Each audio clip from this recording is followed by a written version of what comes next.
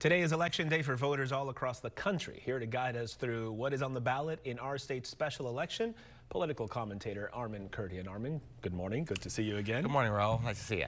Okay, what do voters need to know? Do you feel that voters, first of all, understand Prop 50 and what it's trying to do?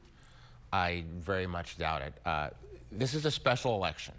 And special elections are turnout elections, and you generally see a lot lower turnout. You know, so you see 50% midterm, you might see 25 in an election like this. So a lot of folks don't even really know that there's an election that's going on. They might see something in the mail, but they don't really comprehend, especially this one, that's going to have such massive implications on their lives going forward. So let's talk about the arguments for both sides. First of all, what is Proposition 50 intended to do?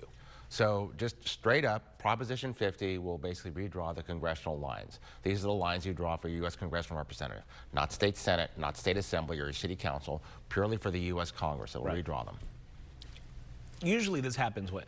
After every census, every 10 years, but are we literally talking about somebody's going in and specifically drawing a line around neighborhoods and certain streets to get the right voters for their party? Does it really come down to that? In this case, it has. So these maps were basically drawn by a handful of political consultants, specifically to give the Democrats a much greater advantage in the congressional representation of the state of California. So they're basically trying to ramrod these. They're going to suspend the Constitution, suspend the independent commission that was voted and approved by voters in 2008 and 2010, specifically for partisan purposes. Why are they doing this, and how does this play along with what Texas did?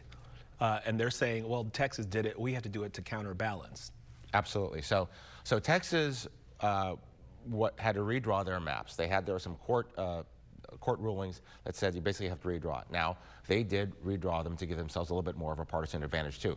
But that power does lie within the legislature to do that. In the state of California, it lies within the Constitution. And so we're saying we have to react to what Texas is doing. Well, we're the state of California. We need to do what California needs to do, not worry about what other states. And now the impact is you see about 15 states in the nation on both sides of the aisle are looking at redrawing their maps to try to do political advantage. This is really, really bad for our constitutional republic. This is not what the founders thought. It's potentially chaotic if every state starts to do something like that. Absolutely chaotic. Let's talk about what that's going to do to the political landscape here in San Diego, in your opinion. Sure. Well, you know, $100 million is coming from out of state. Folks have got to understand that as coming in to affect California politics.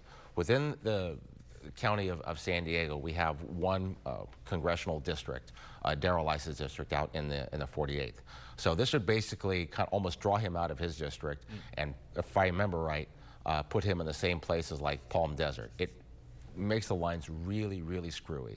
It'll take the 49th and add a couple of points to that to make Jim Desmond's race a little bit harder. They're going to draw out Kevin Kiley in the north. They're going to draw out Valadeo, a few others, to leave maybe 3 fairly reliable Republican districts within the county. So here in San Diego County, it could very well change who your congressional representatives are. Let's explain before we move past this just one more time the arguments for both sides, because they're saying, oh, this is only going to be temporary, this is only to... Is that true? And is that going to come back to the way it was before? Or you smile, but I mean, the strategies here are just mind-boggling sometimes when you think about it. Absolutely. And that it's going to have national implications. And then the Gavin wants to run for president. So how are you seeing all this shake out? Sure. A lot of this is a referendum on Gavin Newsom for president. He's trying to get this through. You know, on its face, you're correct. Basically, what's happening here, when you're going in and you're trying to change the Constitution and you're going through it and ramrodding it through the state legislature in order to get this kind of partisan effort, it's just bad for, it's a bad image. Because when politicians, it doesn't matter if you're Republican or Democrat, when you put your thumbs on the scale and you manipulate the system for your own political advantage, that is not what we intended. The ultimate arbiters of the direction of this country should be within the hands of the voters, and that's not what's happening here. Okay, let's move over to Poway, because woof, what a story there. Council member Tony Blaine is facing a recall vote. He has court dates. What's going on in Poway? So Tony Blaine has apparently rubbed some people the wrong way in terms of his behavior, or in terms of some accusations that he's had as reports of there's been some vote trading or harassment of staffers. They say he's potentially facing some felony charges, but no charges have actually been filed yet. He is currently overseas He's, I believe, a colonel in the reserves. So he's not actually here to defend himself. His campaign manager has been out there kind of defending himself. So this recall effort will basically say, you know, are you going to, you want to get rid of Tony Blaine because of his behavior, or do you see this as more partisan politics?